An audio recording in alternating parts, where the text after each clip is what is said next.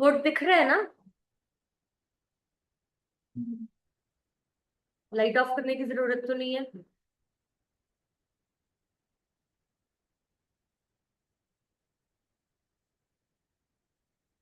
ठीक है, कल हमने लास्ट करा था जनरली जो एनिमल वायरसेस होते हैं, सभी एनिमल वायरसेस के पास डीएनए होते हैं।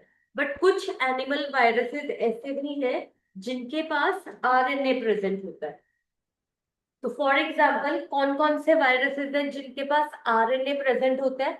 तो first virus is influenza virus. First virus is influenza virus. इसके पास डीएनए नहीं होता, ये एक एनिमल वायरस है।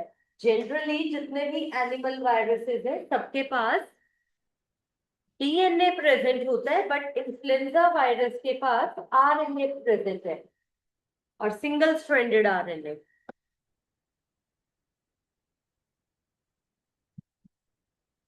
तो ये इन्फ्लुएंजा वायरस हमें कौन कौन सी डिजीजेस कॉज करता है? ये इन्फ्लुएंजा वायरस ये फ्लू कॉज करता है, और ये अटैक करता है हमारे नोज पे, लंग्स पे और थ्रोट पे। Lungs, nose and throat,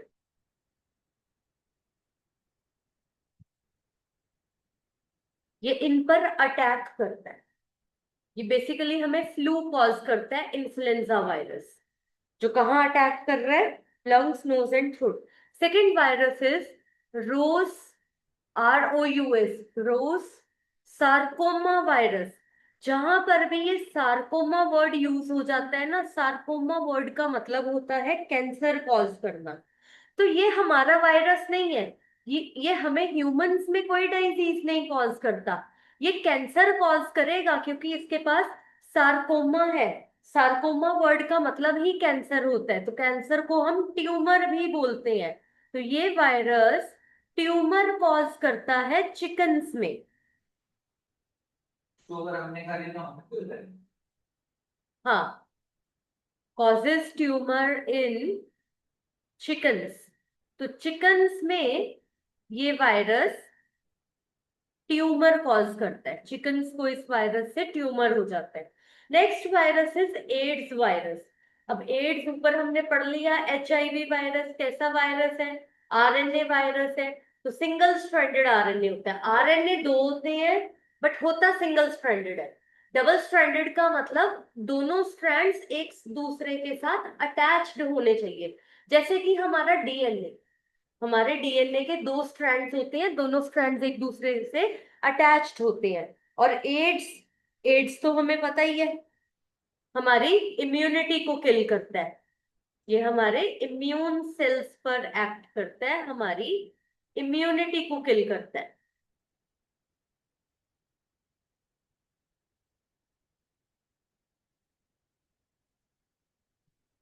next जो वायरस है, पोलियोमेलाइटिस वायरस। क्या समझ में आ रहा है पोलियोमेलाइटिस के नेम से? Polio virus. Poliomyelitis virus, polio virus, जो हम बच्चों को पोलियो ड्रॉप्स पिलाते हैं। क्यों पोलियो ड्रॉप्स पिलाते हैं? ये अगर पोलियो वायरस, पोलियोमेलाइटिस वायरस हमारी बॉडी में चला जाएगा तो ये क्या कॉज कर देता है? ये पैरालिसिस कॉज कर देता है। तो इसीलिए बच्चों को पोलियो ड्रॉप्स पिलानी जरूरी है, ताकि उनकी इम्यूनिटी बने, और उनकी बॉडी में अगर कभी पोलियो वायरस एंटर हुआ भी है तो एंटीबॉडीज जाकर इस पोलियो वायरस को किल कर दे। Last is reovirus. कहां पर? Paralysis, PARA, paralysis. Last is reovirus. अब reovirus double stranded RNA है। ये हमें क्या क्या कॉज करता है? न्यूमोनिया कॉज करता है। न्यूमोनिया बताओ क्या होता है?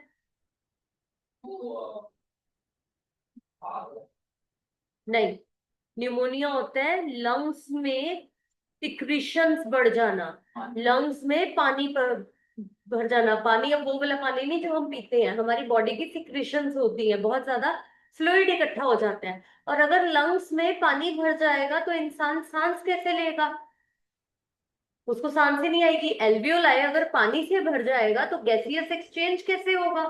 एल्वियोलाई तो अंदर से फूलना होगा। हाँ, तो उसमें ही अगर म्यूकस सिक्रीशन हो गई, उसमें पानी भर गया, तो उस कंडीशन को न्यूमोनिया बोलते हैं।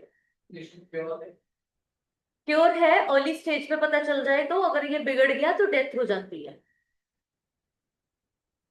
तो रियो वायरस हमें न्यूमोनिया कॉज करता है, एनसेफेलाइटिस कॉज करता है।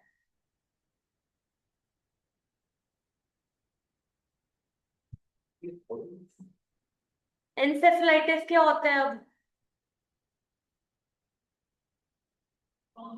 एनसेफेलाइटिस, सेफल वर्ड का मतलब होता है ब्रेन। हमारे ब्रेन में इंफेक्शन, इंफ्लेमेशन कॉज कर देता है एनसेफेलाइटिस। और थर्ड डिजीज जो ये हमें कॉज करता है, मायोकार्डाइटिस। मायोकार्डाइटिस हार्ट में इंफ्लेमेशन कॉज कर देगा। क्लियर? मतलब ये एक टाइम पे एक कर देता है या फिर जैसे पहले भी कुछ भी कर सकता है। Okay. और अगर पूरी बॉडी में फैलता जाएगा, जैसे जैसे फैलता जाएगा वैसे वैसे डिजीजेस कॉज करता जाएगा।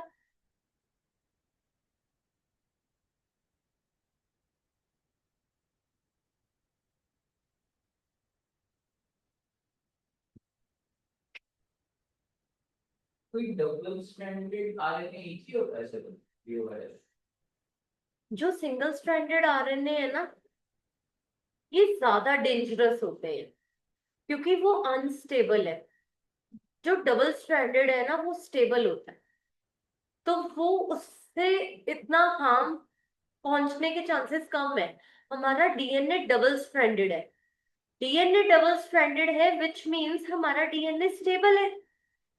जब डीएनए सिंगल स्ट्रैंडेड होता है तो उस टाइम पे फिर डीएनए हाईली अनस्टेबल स्टेट में पहुंच जाता है, और उस टाइम पे डीएनए की रेप्लिकेशन हो रही है, एमआरएनए की फॉर्मेशन हो रही है, बहुत कुछ चलता है फिर उस टाइम पे। ठीक है, नेक्स्ट इज जो सिंगल स्ट्रैंडेड आरएनए वायरसेस हैं, जैसे कि एड्स का वायरस हो गया, जितने भी, ये तो एग्जांपल है एड्स वायरस, जितने भी वायरसेस हमने ऊपर पढ़े हैं जो कि सिंगल स्ट्रैंडेड हैं, इन सभी वायरसेस के पास रिवर्स ट्रांसक्रिप्टेस एंजाइम प्रेजेंट है। इन सभी वायरसेस के पास रिवर्स ट्रांसक्रिप्टेस एंजाइम प्रेजेंट है। रिवर्स ट्रांसक्रिप्टेस एंजाइम करेगा क्या, बताओ? हाँ, रिवर्स ट्रांसक्रिप्टेस एंजाइम क्या करता है? इनके पास क्या है? इनके पास आरएनए है, इनके पास, वायरस के पास आरएनए है। कहां पर? Reverse transcriptase, reverse trans, TRANS, cript, CRIP, tase, TAC, reverse transcriptase. तो रिवर्स ट्रांसक्रिप्टेस एंजाइम क्या करता है? आरएनए से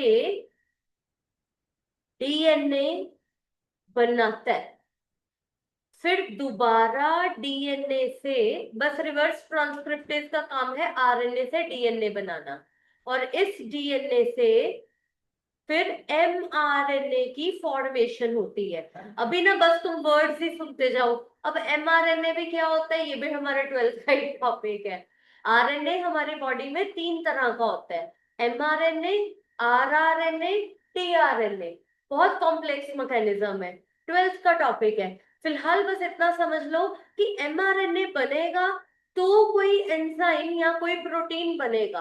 आरएनए डायरेक्ट प्रोटीन नहीं बना सकता, एमआरएनए प्रोटीन बना सकता है। तो एमआरएनए कोई प्रोटीन, अब जैसे ये वायरस है, ये वायरस अपने प्रोटीन्स बनाएंगे ना हमारी बॉडी में, वो प्रोटीन्स हमारे लिए हार्मफुल है, वो प्रोटीन्स हमारे लिए टॉक्सिक हैं, जिसके कारण हमारी बॉडी रिएक्ट करती है इनके अगेंस्ट। हमारी भी बॉडी, हमारा भी डीएनए हमारी बॉडी के लिए प्रोटीन्स बनाता है, जो बिल्डिंग ब्लॉक्स का काम करते हैं। तो प्रोटीन बनाना बहुत जरूरी है। प्रोटीन बनाता कौन है? प्रोटीन बनाता है एमआरएनए।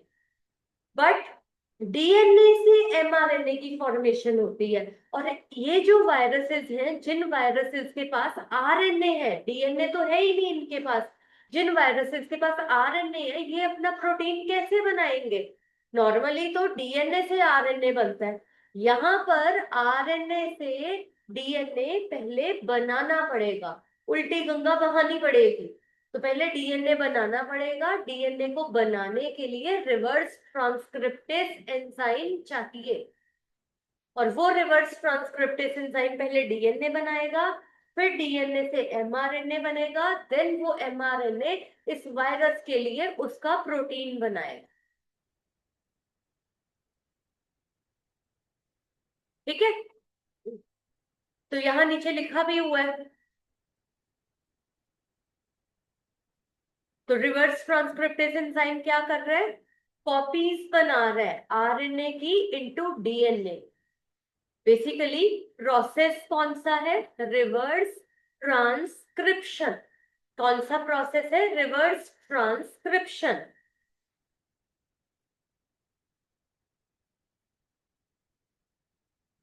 ध्यान दो, जब जब डीएनए से आरएनए बनता है, विजिबल है? नहीं दिख रहा ना? ध्यान करती हूँ। जब डीएनए से आरएनए बनता है, जब डीएनए से आरएनए की फॉर्मेशन होती है, तो इस प्रोसेस को हम ट्रांसक्रिप्शन बोलते हैं। ये सीधा सीधा प्रोसेस है। जब डीएनए से आरएनए बनेगा, तो इसको हम ट्रांसक्रिप्शन बोलते हैं। बट जब आरएनए से डीएनए बनता है, तो इसको बोलते हैं रिवर्स ट्रांसक्रिप्शन। क्लियर हो गया? तो ऊपर जो लिखा था ये भी क्लियर हो गया कि कॉपीज बन रही हैं आरएनए से डीएनए की। प्रोसेस का नाम है रिवर्स ट्रांसक्रिप्शन। डीएनए आरएनए कब बना है? एमआरएनए बनाएगा, बाकी आरएनए डीएनए आरएनए कब बनाएगा हमारी बॉडी में? जब हमारी बॉडी को किसी प्रोटीन की, किसी एंजाइम की जरूरत है। एमआरएनए उसी एमआरएनए को, आरएनए तो एक्चुअल में क्या है? आरएनए हमारी बॉडी में आरएनए नहीं होता, हमारी बॉडी में एमआरएनए होता है, आरआरएनए होता है, टीआरएनए होता है। इन तीनों को ही हम आरएनए बोलते हैं। और जिन वायरसेस में रिवर्स ट्रांसक्रिप्शन प्रोसेस चलता है, ऐसे वायरसेस को रेट्रो वायरसेस बोला जाता है। जिन वायरसेस में रिवर्स ट्रांसक्रिप्शन प्रोसेस चलता है, उन वायरसेस को रेट्रो वायरस कहते हैं। Next is in bacteriophages. अब बैक्टीरियोफेजेस में क्या हो रहा है? बैक्टीरियोफेजेस में जनरली डीएनए प्रेजेंट होता है। हाँ जी, ये तो हम बैक्टीरियोफेजेस की बात कर रहे हैं अब। बैक्टीरियोफेज में भी डीएनए। हाँ, आरएनए भी होता है। उसने जनरली बोला है, इस पॉइंट को मैं कट ही कर रही हूँ, क्योंकि कुछ बैक्टीरियोफेजेस के पास डीएनए होता है, कुछ बैक्टीरियोफेजेस के पास आरएनए होता है। ये डिपेंड करता है। तो ये हमारे सिलेबस में नहीं है, उसकी एग्जांपल्स हमारे सिलेबस में नहीं है, इस पॉइंट को हम कट कर देंगे।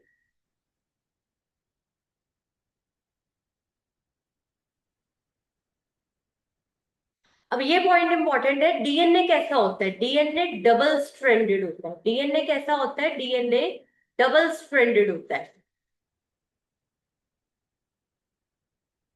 ये एक स्ट्रैंड डीएनए का, ये दूसरा स्ट्रैंड डीएनए का। इस तरह से डीएनए डबल स्ट्रैंडेड होता है, और इन दोनों स्ट्रैंड्स के बीच में बॉन्ड्स प्रेजेंट होती हैं, जिसके कारण ये दोनों स्ट्रैंड्स एक दूसरे के साथ साथ अटैच्ड फॉर्म में रहते हैं। तो डीएनए कैसा होता है? डीएनए डबल स्ट्रैंडेड होता है। बट ये एक टाइप का बैक्टीरियोफेज है? नहीं, नॉर्मली डीएनए डबल स्ट्रैंडेड होता है, बट ये जो लिखा है ना यहाँ पर 17.4 बैक्टीरियोफेज, ये एक टाइप का बैक्टीरियोफेज है। आपको वो विजिबल है तो ठीक है, नहीं विजिबल तो लाइट ऑफ कर दो। वो आगे एप्सिलॉन हाँ, ये एप्साइलम नहीं है, एप्साइलम को तो हम ई से मार्क करते हैं, वो वैसे ही कुछ सर्कल डालकर बीच में स्लैश डालते हैं। कौन सा साइन होता है ये है जिसमें चलो नहीं तो वैक्यूम परमिटिविटी ये सब साइन ही नहीं है ये, साइन का साइन अलग होता है। इक्वेशन है पूरी। हाँ, या मेरे को पूछ कर बताना मैथ्स वाले सर से, डिफिनेशन लिखा है फिजिक्स में भी होता है। तो ये बैक्टीरियोफेज जो है, और ई कोलाई फेज, इनके पास S/3, इनके पास डीएनए सिंगल स्ट्रैंडेड होता है। नॉर्मली डीएनए डबल स्ट्रैंडेड होता है, इसको फेज बोलते हैं आई थिंक।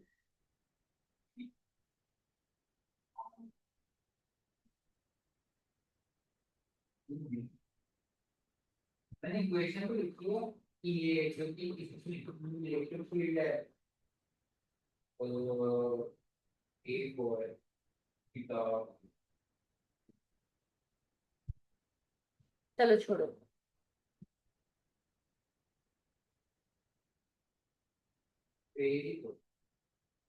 फाई बोलते हैं इसको, फाइव इसको फाई बोलते हैं। फाई 174 बैक्टीरियोफेज, ये एक टाइप ऑफ बैक्टीरियोफेज है। बैक्टीरियोफेजेस भी बहुत तरह के होते हैं। So this is phi 174 bacteriophage and S/3, ये भी बैक्टीरियोफेज की ही टाइप है, S/3 एंड ई कोलाइफेज। ये जो तीन तरह के फेजेस हैं, इन तीन तरह के फेजेस में डीएनए सिंगल स्ट्रैंडेड होता है। जो भी डीएनए के ऊपर जितनी जेनेटिक इंफॉर्मेशन है वो स्टैंड्स पे होती है कौन से हाँ, जो डीएनए के ऊपर जितनी भी जेनेटिक इंफॉर्मेशन है तो स्टैंड पे होती है या बॉन्ड पे होती है ये इसके बॉन्ड पे, बॉन्ड पे मतलब ये एक जीन है उसका, ये एक जीन है इधर, सामने दूसरा जीन उसके साथ बॉन्डेड है। और S upon three S/3।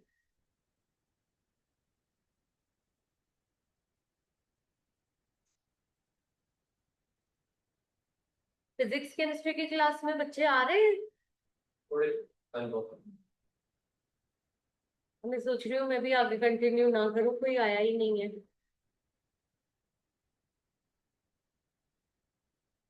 Sir क्या करवा रहे हैं क्लास में?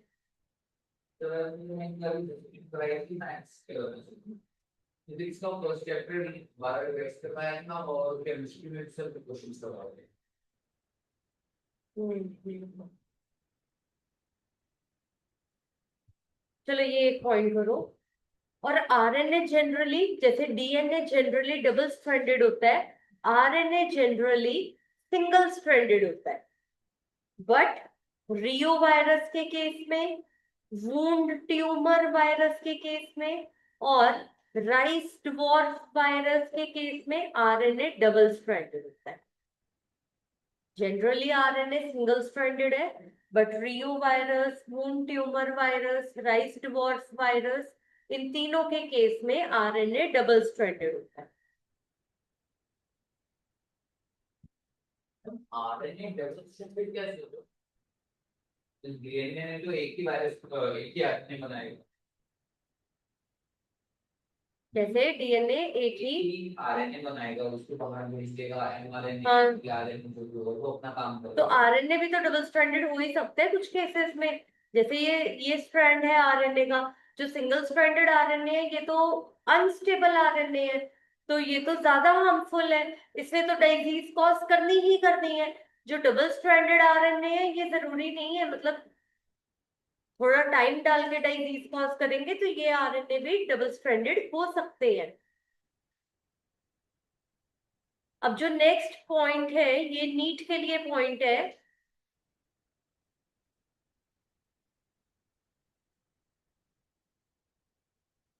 Next point is for NEET. कि total number of genes is about, जो सबसे बड़ा वायरस है, जो लार्जेस्ट वायरस है, उसमें अप्रोक्स 100 जीन्स प्रेजेंट है। किसमें? लार्ज वायरस में, बड़े वाले वायरस में approx largest 100 genes maximum present है। फॉर एग्जाम्पल वैक्सीनिया, काउपॉक्स का जो वायरस है वैक्सीनिया, इसमें 100 जीन्स प्रेजेंट है। और जो स्मॉलेस्ट वायरस होगा, स्मॉलेस्ट वायरस में कितने नंबर ऑफ जीन्स प्रेजेंट होंगे? जस्ट 3 और 4 नंबर ऑफ जीन्स प्रेजेंट होंगे इन smallest virus. Vaccinia, VACCINIA, vaccinia.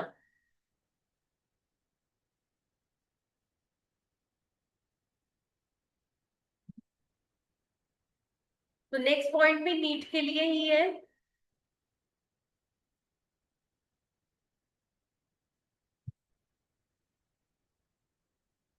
इन सम मैमेलियन वायरसेस, अगर हम मैमेलियन वायरसेस की बात करें, वो वाले वायरसेस जो मैमल्स में डिजीज कॉज करते हैं, in some mammalian viruses outside the capsid, capsid के बाहर एक अनदर मेम्ब्रेन प्रेजेंट होती है। मैमेलियन वायरसेस के केस में कैप्सिड के बाहर एक अनदर मेम्ब्रेन प्रेजेंट होती है, and this membrane is known as limiting membrane और मेंटल। इस मेम्ब्रेन को लिमिटिंग मेम्ब्रेन या फिर मेंटल बोलते हैं। ये मेमेलियन वायरसेस के पास है।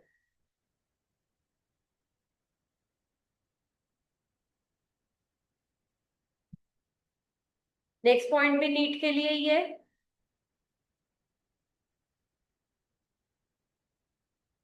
कॉलीफेज वायरस के बारे में है। कॉलीफेज वो वाला वायरस है जो इकोलाई बैक्टीरिया को इन्फेक्ट करता है।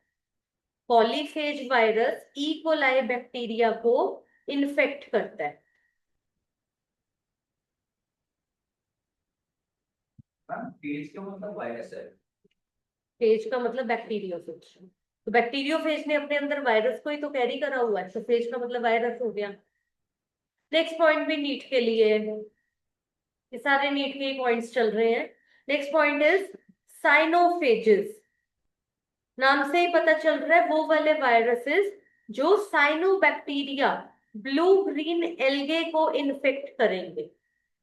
जो साइनोबैक्टीरिया को हम साइनोफाइट से भी बोलते हैं, साइनोबैक्टीरिया भी कहते हैं, ब्लू ग्रीन एल्गे भी बोलते हैं, जो इनको इन्फेक्ट करते हैं।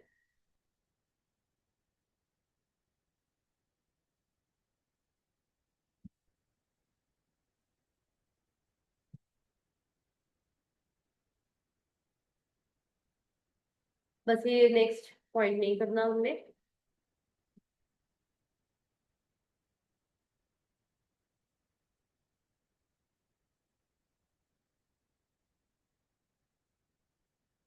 साइनोफेजेस स्टॉप कर है।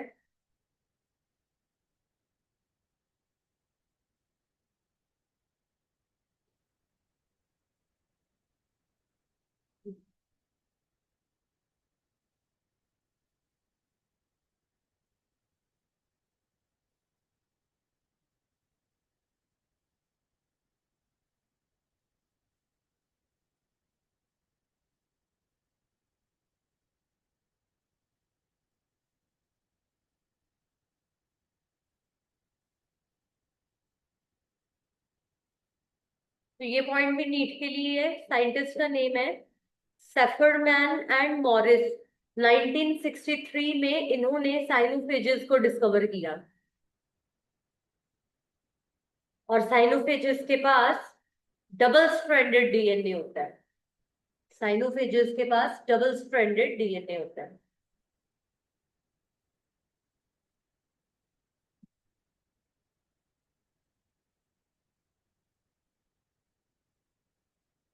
तो हम इसमें आपने पॉइंट किया है जनरली नॉट से वायरस आने ना तो कॉलीफ्लावर मुंडा वायरस से एक्सेप्शनल केस था ना उसका। तो ये भी एक्सेप्शन ये साइनोफेजेस है जो ब्लू ग्रीन एल्गे को कर रहा है। बैक्टीरिया की बात लेकिन वायरस तो डबल स्टैंडर्ड हुआ ये वायरस, वो जो हमने लिखा था वो हमने स्पेसिफिकली प्लांट्स के लिए लिखा था। मैम ये तो प्लांट ये प्लांट थोड़ी है, नहीं अच्छा sorry. ये बैक्टीरिया मोनेरा है ये। अब जो वायरसेस फंजाई को इन्फेक्ट करते हैं, हाँ ये भी नीट कही है, जो वायरसेस फंजाई को इन्फेक्ट करते हैं उन वायरसेस को माइकोफेजेस बोलते हैं। तो माइकोफेजेस वो वाले वायरसेस जो फंगस को इन्फेक्ट करते हैं।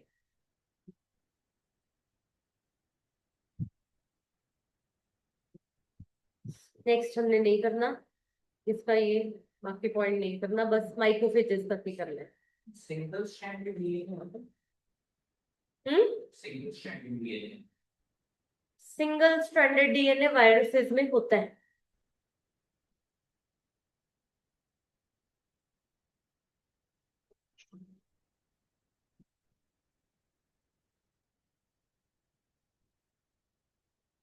ये भी नहीं करना। नेक्स्ट है economic importance of virus.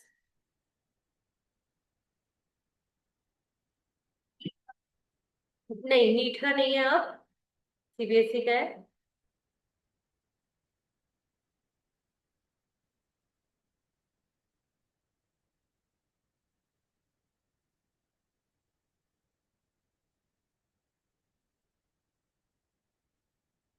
Economic importance of virus, virus की इकोनॉमिक इंपॉर्टेंस क्या है? तो जो वायरसेस हैं, वैसे तो हमें पता है कि वायरसेस हमें बहुत सारे डिजीजेस कॉज करते हैं। जैसे वायरस हमें मम्प्स कॉज करते हैं, स्मॉल पॉक्स करते हैं, हर्प्स करते हैं, rabies, chicken pox, poliomyelitis, hepatitis, तो ये बर्ड और एवियन फ्लू। हाँ जी, इकोनॉमिक इंपॉर्टेंस कैसे इकोनॉमिक इंपॉर्टेंस ऐसे आएगी, AIDS in human is also caused by virus.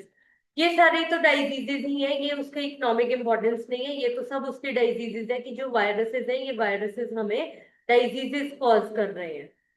ये इकोनॉमिक इंपॉर्टेंस में नहीं आएगा, ये गलत लिख देते हैं भले, कॉज्ड बाय वायरस। प्लांट्स में, प्लांट्स में भी इसको इकोनॉमिक इंपॉर्टेंस मत करो, इसको आप लिख लो diseases caused by virus. Diseases caused by viruses. तो वायरसेस हमें कौन कौन सी डिजीजेस कॉज करते हैं?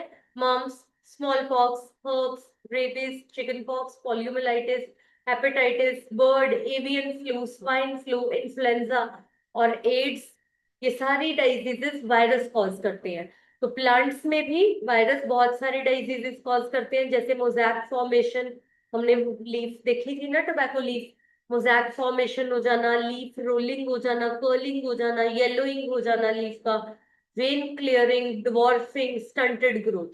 तो ये सारी डिजीजेस प्लांट्स में होती है। zombie वाला टाइप की चीज होता है ज़ॉम्बी वायरस मैंने तो पढ़ा नहीं कभी। जैसे जो डायरेक्टली ब्रेन को अफेक्ट करे और आप तो ऑक्सीजन ऐसे बहुत सारे वायरसेस हैं जो डायरेक्ट ब्रेन को अटैक करता है, इनको ज़ॉम्बी वायरस बोलते हैं। नहीं मतलब यूजुअली मूवीज में याद है कि तो वायरस जैसे रेजिडेंट इविल की बहुत फेमस थी ना उसमें एक टी वायरस होता है वो सीधा ब्रेन को इफेक्ट करता है और आपके साथ में किसी तरह खराब हो जाता है बिल्कुल प्रिमिटिव बना देता है कि सिर्फ खान भी नहीं चला होगा ब्रेन में अगर कोई वायरस कोई इंफेक्शन कॉज कर रहा है और उसको ट्रीट नहीं किया गया टाइम पर, तो पेशेंट कोमा में जा सकता है, मेमोरी लॉस हो सकती है, उसको सीजर्स हो सकते हैं, फिट्स हो सकते हैं, तो कुछ भी हो सकता है, पैरालिसिस हो सकती है, कुछ भी हो सकता है।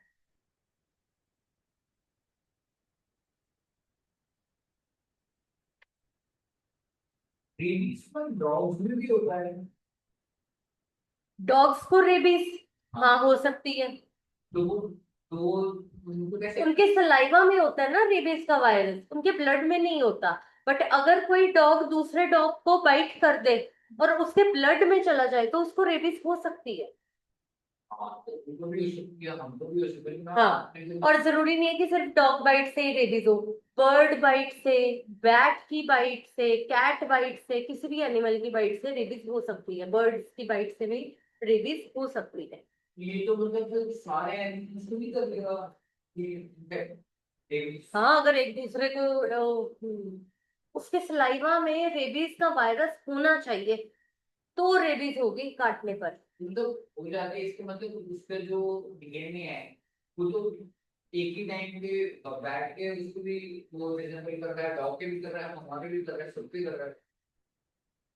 ये इसका रेबीज वायरस का मैकेनिज्म ऐसा चलता है कि हाँ, अगर वो ब्लड में प्रेजेंट है तो फिर वो रैपिडली मल्टीप्लाई कर लेता है।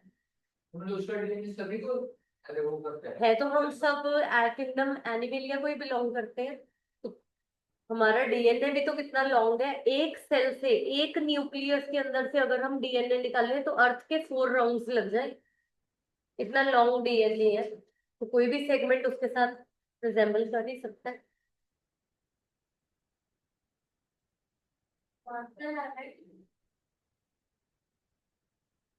हरनूर ने मेरे को मैसेज भी नहीं करा कि उसने नहीं आना। एक सेकेंड।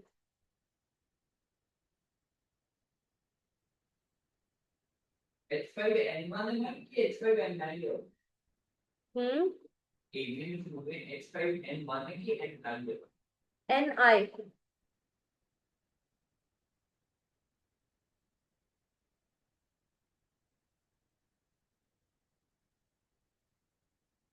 कौन कौन नहीं आया? सारे मतलब नेम बताओ। हाँ,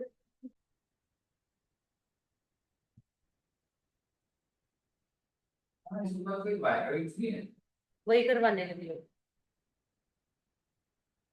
अब नेक्स्ट टॉपिक है, अबे पेन क्लियरिंग क्या होगा? इसके बाद सेल चैप्टर करेंगे कंप्लीट। वो स्टार्ट किया हुआ है, वो बीच में छोड़ा हुआ है। पेन वेन्स लीफ के ऊपर हमें वो दिखाई देती है ना, उसकी लाइंस लाइंस दिखाई देती हैं, एक्चुअल में वो लीव्स की वेन्स है। उन वेन्स के थ्रू वाटर ट्रेवल करता है, वाटर मूव करता है लीव्स में।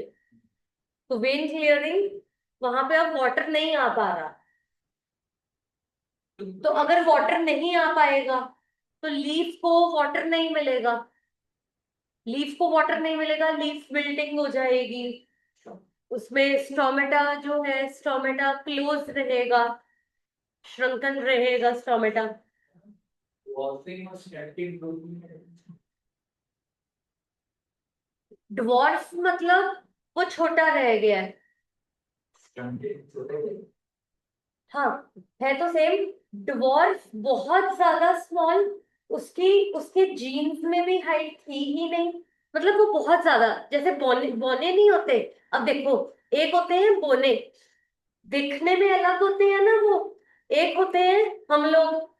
अब अगर मेरे पेरेंट्स टॉल है और मैं शॉर्ट हूं तो मैं ड्वार्फ नहीं हूं, मैं स्टंटेड ग्रोथ हूँ। ये वायरस कैसे कर रहे हैं उसको अगर उसकी झिल्ली नहीं है तो? वायरस प्लांट को इसने डाइजीज कॉज करी है, जिसके कारण सारा न्यूट्रिशन खुद ही लेता जा रहा है। प्लांट को न्यूट्रिशन मिल ही नहीं पा रहा, जिसके कारण प्लांट की ग्रोथ ही नहीं हो पाई प्रॉपर। तो वो स्टंटेड बट एक प्लांट है कि वो स्मॉल है, वो डिवॉर्फ है, बट उसकी लीव्स प्रॉपर साइज में है, वो डिवॉर्फ होगा। और दूसरा प्लांट है, हाइट भी नहीं बढ़ पाई, लीव्स की भी प्रॉपर ग्रोथ नहीं हो पाई, तो स्टंटेड ग्रोथ हो गया कि उसकी ग्रोथ नहीं हो पा रही, प्लांट प्रॉपरली ग्रो ही नहीं कर पा रहा। तो उसको उससे लेके ना ऑक्सीजन से और तो ये डैमेज कर रहा है ना फिर वायरस। ऑक्सीजन को डैमेज करो। ऑक्सीजन को यूज कर लेगा, या हाँ, जो सेल्स ऑक्सीजन बना रहे हैं उन सेल्स को डैमेज कर देगा। हार्मोन से मतलब अफेक्ट करो। जो सेल बना रहा है हार्मोन, अगर वो सेल ही डैमेज हो गया तो हार्मोन बनेगा ही नहीं। अब आजकल बहुत सारे लोगों को थायराइड इशू है। थायराइड ग्लैंड तो है ही है बॉडी में, बट वो ग्लैंड काम ही नहीं कर रहा, हार्मोन ही नहीं बन रहा। Next topic, thyroids. T O Diener था, टीओ डाइनर 1971 में इसने न्यू इन्फेक्शियस एजेंट्स को डिस्कवर किया था। और ये जो न्यू इन्फेक्शियस एजेंट्स थे ये वायरस से भी स्मॉल थे।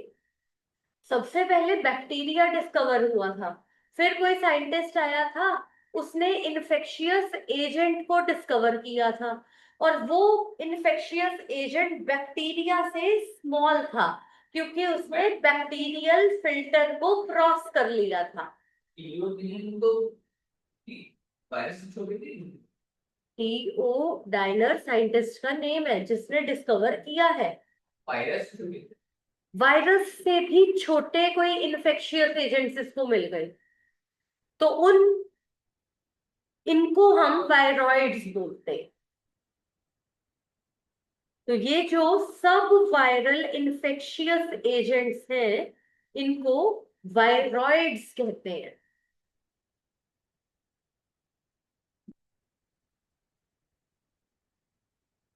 और ये जो वायरॉइड्स हैं, इन वायरॉइड्स ने very low molecular weight RNA को कैरी करा हुआ है। मतलब इनके पास आरएनए है और वो आरएनए का मॉलिक्यूलर वेट बहुत कम है, प्लस वायरॉइड्स के पास प्रोटीन कोट भी प्रेजेंट होगा। वायरॉइड्स के पास प्रोटीन कोट भी प्रेजेंट होगा। अब ये कैसे डिजीजेस कॉज कर रहे हैं प्लांट में? तो वायरॉइड्स प्लांट में potato spindle tuber disease cause करते हैं, क्रिजेंथेमम स्टंट डिजीज कॉज करते हैं, सिट्रस एक्सोकॉर्टिस डिजीज कॉज करते हैं, कुकुम्बर पेल फ्रूट, ये सब डिजीजेस वायरॉइड्स करते हैं। और ये सारी डिजीजेस लर्न करनी पड़ेगी, ये नेम्स है। नीट में भी जब क्वेश्चन आएगा तो उसमें भी match the column types question आ जाता है, जिसमें सारी डिजीजेस को इकट्ठी लिख देते हैं, तो कोई एक डिजीज भी या कोई एक एग्जाम्पल भी नहीं छोड़ी जाती। और ये जो वायरॉइड्स हैं, ये वायरॉइड्स कैसी इन्फेक्शंस कॉज करते हैं? परसिस्टेंट इन्फेक्शंस कॉज करते हैं। ये कैसे इन्फेक्शंस कॉज करते हैं? Persistent infections. परसिस्टेंट इन्फेक्शन का मतलब ये कभी ठीक ही नहीं होती, नेवर रिकवर्ड। एक बार उसने इन्फेक्शन कॉज करी वो फिर कभी ठीक ही नहीं होगी। जब तक प्लांट है, ये इसने करनी सिर्फ प्लांट को ही है डिजीज कॉज, एनिमल्स को ह्यूमंस को नहीं कर सकता ये डिजीज कॉज, ये सिर्फ प्लांट्स को ही डिजीज कॉज करता है। और अगर एक बार प्लांट में डिजीज कॉज हुई तो वो डिजीज फिर ठीक नहीं होगी। तो फिर डीएनए का वायरस के केस में तो ना कि उसमें भी मतलब इम्यून सिस्टम तो है नहीं जो वायरस को मारेगा। प्लांट्स में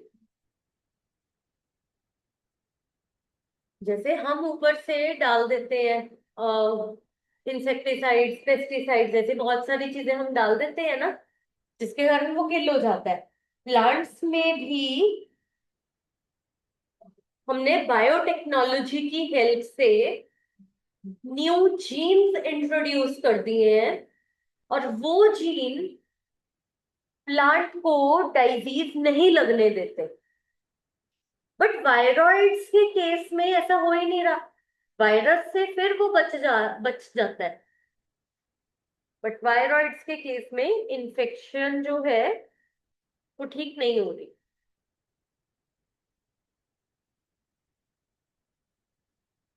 वायरस में तो ऐसा क्या है तो सेम ही है आरएनए है प्रोटीन कोड है नहीं क्यों नहीं कर पाओ हाँ, वायरस भी तो वायरस की तरह ही है सेम और आरएनए डिफरेंट है ना इसका।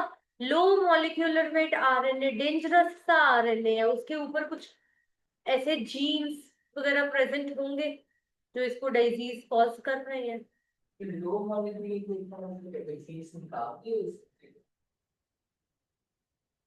जितने भी बायोमोलिक्यूल्स है ना, सबका कुछ ना कुछ वेट होता है।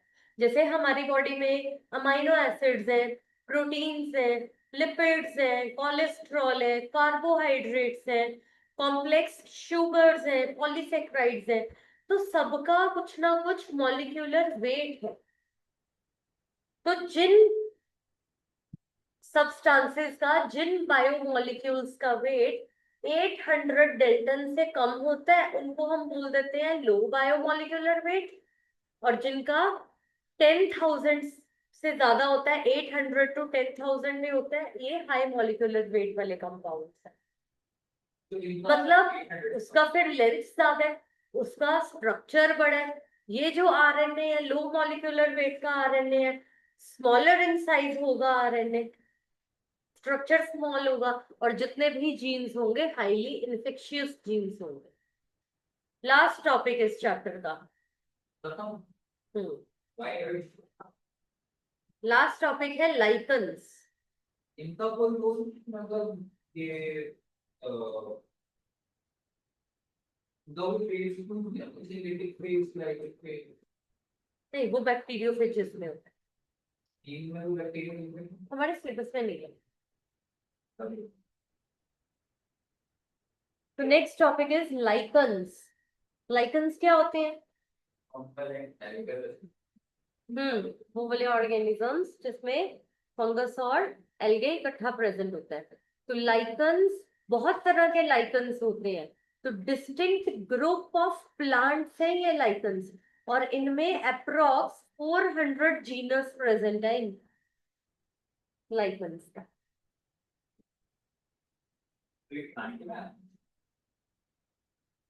प्लांटे में इसलिए इसको कंसिडर किया जा रहा है क्योंकि इसके पास एल्गे है।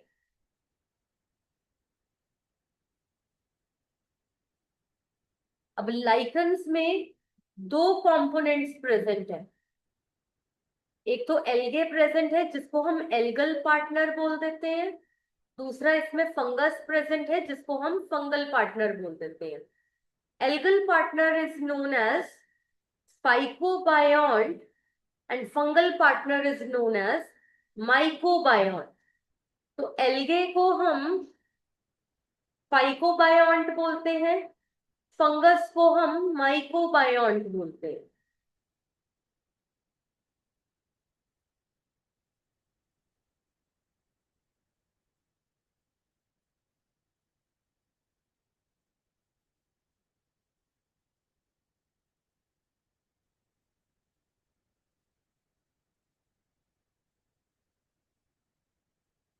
तो एल्गे और फंजाई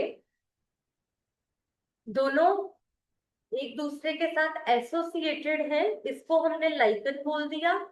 एल्गे में फोटोसिंथेसिस होती है, एल्गे फूड बना सकता है अपना, तो एल्गे फंजाई को फूड प्रोवाइड करता है। बट फंगस के पास रहने की जगह होती है, एल्गे के पास रहने की जगह नहीं होती। तो फंजाई इन रिटर्न में एल्गे को शेल्टर प्रोवाइड करता है। एल्गे फंगस को फूड दे रहा है, फंगस एल्गे को शेल्टर देता है। तो जहां पर दोनों ऑर्गेनिजम्स एक दूसरे को कुछ ना कुछ दे रहे हैं, एक दूसरे पर डिपेंडेंट है, तो इस एसोसिएशन को हम सिम्बायोटिक एसोसिएशन बोल देते हैं। तो रॉक्स पे रहते हैं जो इनके कॉलोनीज बनते हैं बॉल बॉक्स मॉइस्ट होना चाहिए ना वो रॉक फिर। तो फंगस को भी तो मॉइस्ट चाहिए। हाँ, तो एल्गे अपना घर नहीं बना सकता, एल्गे टिक नहीं सकता एक जगह पे। एल्गे की फंगस के पास हाइफे है, हाइफे बीच में भी चले जाते हैं, हॉस्टोरियम बना देते हैं, उसके राइजोइड्स इतने अच्छे से होल्ड ही नहीं कर पा रहे। फंगस के बाद फिर भी मतलब वो है प्रिमिटिव स्ट्रक्चर है ये तो एडवांस स्ट्रक्चर है फिर ऐसा स्क्रिप्ट नहीं करता। एल्गे एडवांस स्ट्रक्चर नहीं है। प्लांट में आता है प्लांट तो ज्यादा एडवांस है उससे हाँ, उससे तो उनके ज्यादा डिस्टिंक्ट स्ट्रक्चर नहीं है एल्गे के पास। तो इस टाइप के एसोसिएशन को हम सिम्बायोटिक एसोसिएशन बोलते हैं। सिम्बायोटिक एसोसिएशन जिसमें फंगस और एल्गे दोनों इकट्ठे रह रहे हैं।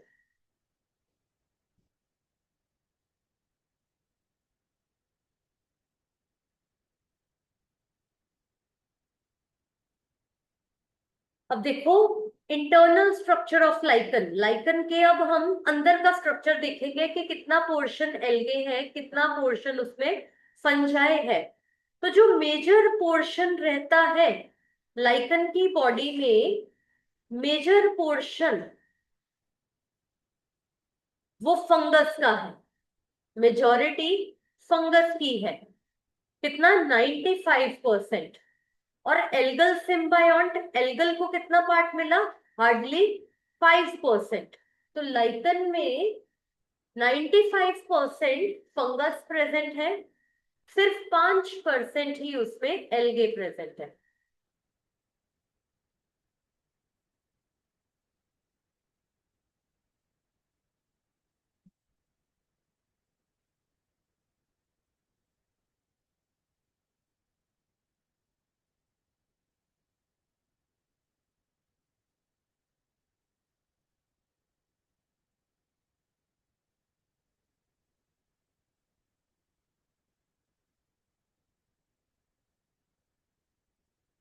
ये दोनों पॉइंट्स नहीं करने। नेक्स्ट इज, तो जो इसमें एल्गल जोन है, एल्गल जोन इसका फंगल, और एल्गल जोन इसका फोटोसिंथेटिक पार्टनर है। इसमें जो एल्गल जोन है, एल्गल जोन इसका फोटोसिंथेटिक पार्टनर है। तो एल्गे फोटोसिंथेसिस में हेल्प कर रहा है।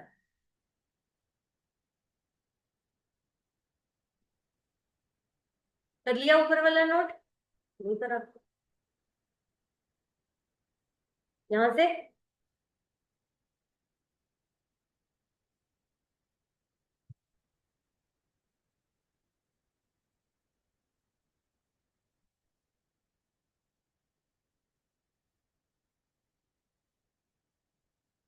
तो एल्गल जोन क्या हुआ? एल्गल जोन उसका फोटोसिंथेटिक पार्टनर हुआ।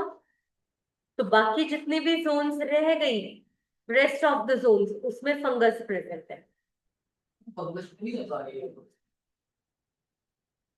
फंगस तो सेप्रोब है। मतलब फोटोसिंथेसिस के अलावा तो उसके पास है, मतलब आउटसोर्सिंग। एब्सॉर्प्टिव ही तो है, एब्सॉर्ब ही करता है, और तो नहीं है कुछ। एल्गी जब अपना वो करेगा मल्टीप्लिकेशन, हम्म। तो टॉप वो फंगस से लिया है, चले फंगस के साथ ही करता है। एल्गे जब मल्टीप्लिकेशन करेगा, तो वो फंगस से लिया है, तो मतलब साथ में नहीं। नहीं नहीं, उसके साथ ही एसोसिएटेड फॉर्म में ही उसने फोटोसिंथेसिस कर दिया।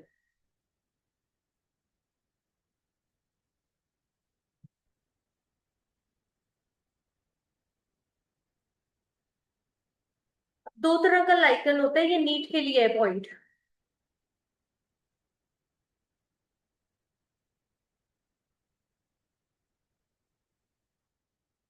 दोनों पॉइंट्स नीट के लिए है।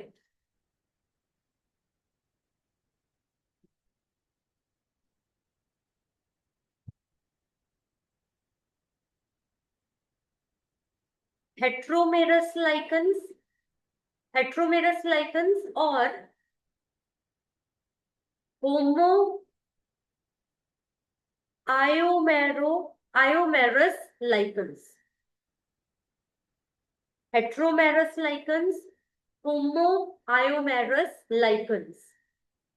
तो जो हेट्रोमेरस लाइकन्स है, इसमें एल्गा बस अपने एल्गल जोन तक ही रहता है।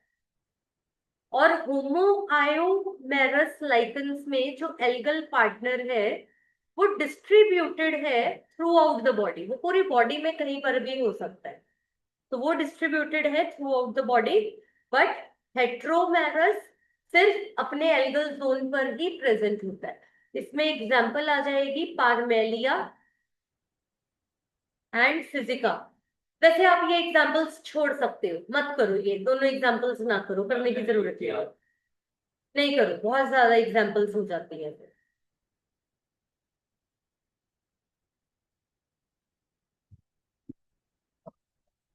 ये वाला पॉइंट करेंगे न, जो 98% ऑफ लाइकन्स है, 98% ऑफ लाइकन्स में जो माइकोबायोन्ट्स है, माइकोबायोन्ट्स मतलब जो फंगल पार्टनर्स हैं, ये बिलोंग करते हैं टू एस्कोमाइसिटीज।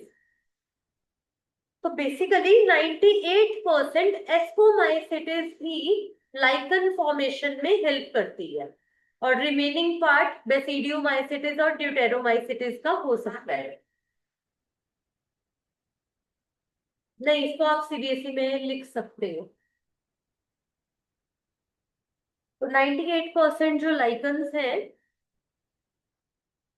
उसमें जो माइक्रोबायोन्ट्स हैं वो एस्कोमाइसिटीज है, रिमेनिंग पार्ट 2% बेसिडियोमाइसिटीज और ड्यूटेरोमाइसिटीज हो सकता है।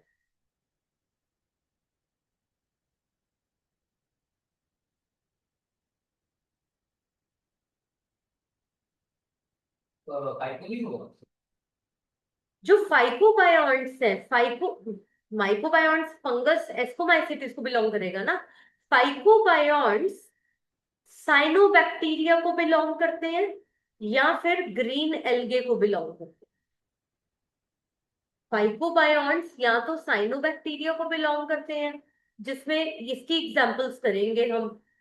नहीं, हाँ, माइक्रोबायोम होगा जो वो थे एस्ट्रोमाइसिस, फाइटोमाइसिस। फाइकोबायोसिटीज नहीं, उसको नहीं बिलोंग करते, वो नहीं करता हेल्प लाइक इन्फॉर्मेशन। तो जो फाइकोबायोन्ट्स हैं, ये साइनोबैक्टीरिया, साइनोबैक्टीरिया कौन कौन सा, ग्लियोकैप्सा, साइटोनीमा, नॉस्टॉक, कैलोथ्रिक्स, इसकी एग्जांपल्स करनी है, ये नीट में क्वेश्चन पूछा जाता है इसका। और ग्रीन एल्गे के केस में कोकोमिक्सा, ट्रेबॉक्सिया, ट्रेंडिफोलिया। और लाइकन्स की बहुत ही स्लो ग्रोथ होती है, lichens show very slow growth. Lichens की बहुत स्लो ग्रोथ होती है, धीरे धीरे ग्रो करता है लाइकन। इस वाले में हाँ, ये सारी कर लो।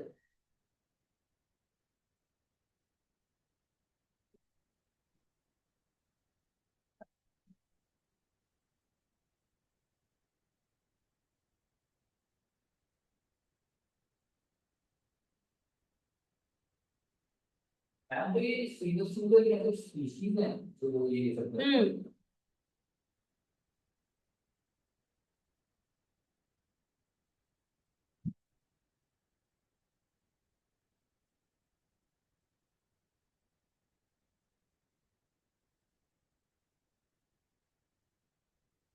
लाइकन्स सिम्बायोटिक रिलेशनशिप में रहते हैं,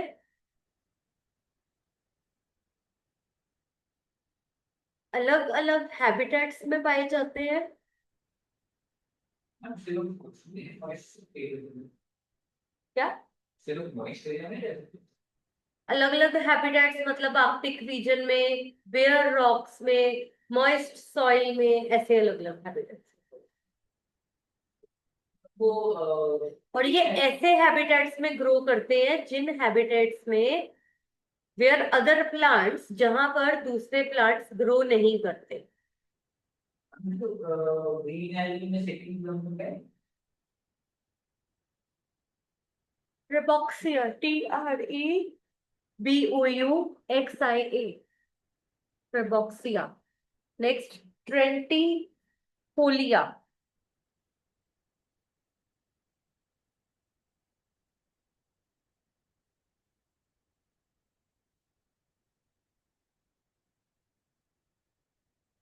ये जो फाइटोबायंट्स है एल्गल पार्ट, वो वही के तो एक तो पता तीन होते हैं ना एल्गल के भी रिलीजन्स।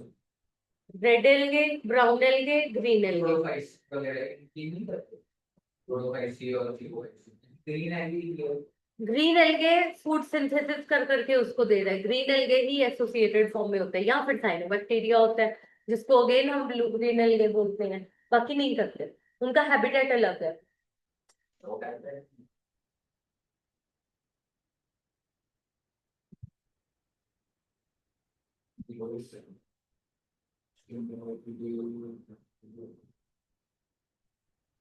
अदर प्लांट्स को बिना ग्रो में वो कैसे करते जहां पर दूसरे प्लांट्स ग्रो नहीं करते वहां पर ये ग्रो करते हैं। हैं? वो भी तो मैम मॉइस्चर वगैरह से ये तो बाकी प्लांट्स भी नहीं कर पाए।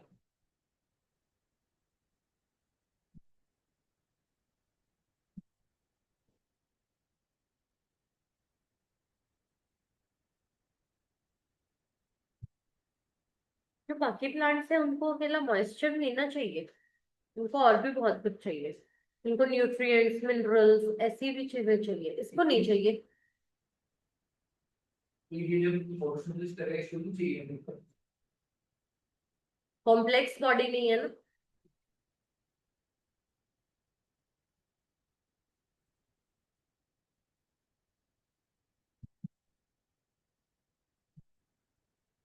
लाइकन्स वेजिटेटिवली, सेक्सुअली और एसेक्सुअली रिप्रोड्यूस कर सकते हैं, और ये इकोनॉमिकली इम्पोर्टेंट है क्योंकि इनको हम as a food fodders use करते हैं, एज डाइज यूज करते हैं, या फिर बहुत सारी मेडिसिन भी इनसे बनाई जाती हैं।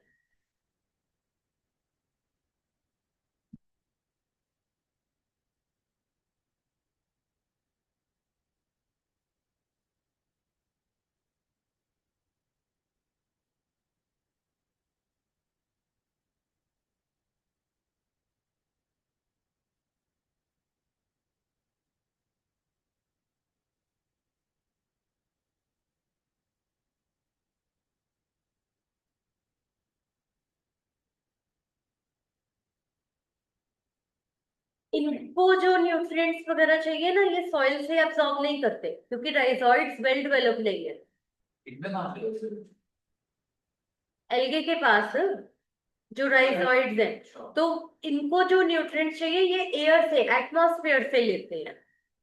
तो मिनरल्स थोड़ी है में।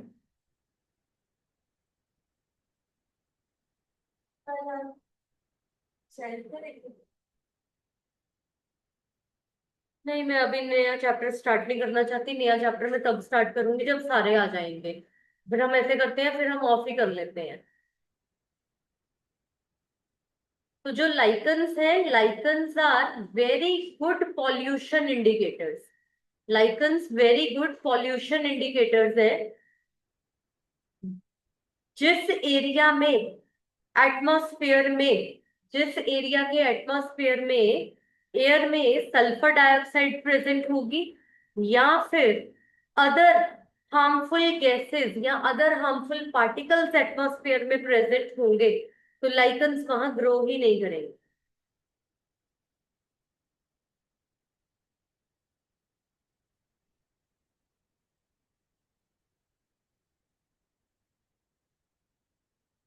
तो लाइकन्स वहां ग्रो ही नहीं करेंगे, जिसके कारण इनको हम बोलते हैं कि lichens are very good pollution indicators.